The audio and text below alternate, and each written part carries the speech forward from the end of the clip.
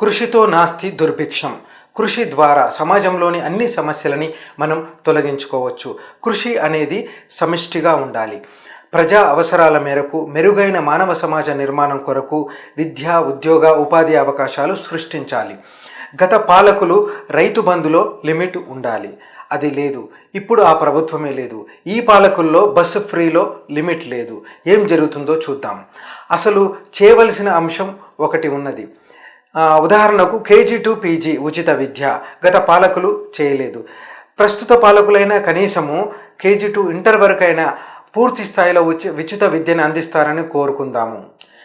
ఎంతోమంది నిరుద్యోగులు, విద్యార్థులు, నేతన్నలు, రైతన్నలు ఆత్మహత్యలు చేసుకున్నారు.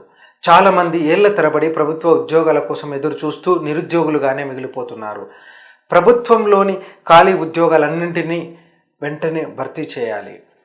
ఆ ఉద్యోగాలతో ప్రభుత్వానికి అవసరం లేదంటే తక్షణమే పరిశ్రమల ఏర్పాటు ద్వారా ప్రైవేటు ఉద్యోగాలను సృష్టించాలి. తరువాత ఉపాధి అవకాశాలు, చిన్న పరిశ్రమలు, చిరు వ్యాపారాలని ఆర్థిక సహాయం ద్వారా ప్రోత్సహించాలి. ఒకవేళ ఏదైనా ఉచితంగా ఇవ్వాలి అనుకుంటే అది ఉపాధి, ఉద్యోగ అవకాశాల మార్గం వైపుగా మాత్రమే ఉండాలి. ఈ సమాజం ఉద్యోగ, ఉపాధి కల్పనల వైపుగా పాలన అడుగులు వేయాలి. 18 ఏళ్లకు ఎలాగైతే ఓటు వేసే హక్కు కల్పించుకుంటున్నామో 18 ఏళ్ల నుండే కృషి చేసే మార్గాలను సృష్టించుకోవాలి. సమాజంలోని అందరూ ఒకే మార్గం వైపుగా ఉద్యోగ ఉపాధుల కోసం వెళితే అది అస్తవ్యస్తం అవుతుంది. అందరూ డాక్టర్స్, అందరూ ఇంజనీర్స్, అందరూ రాకెట్ సైన్స్ చదివితే అది అస్తవ్యవస్థ సమాజంగా మారుతుంది. 18 ఏళ్ల విద్యా విధానంలోనే ఖచ్చితమైన ఉద్యోగ ఉపాధి మార్గాల వైపుగా యువతరాన్ని నడిపించాలి.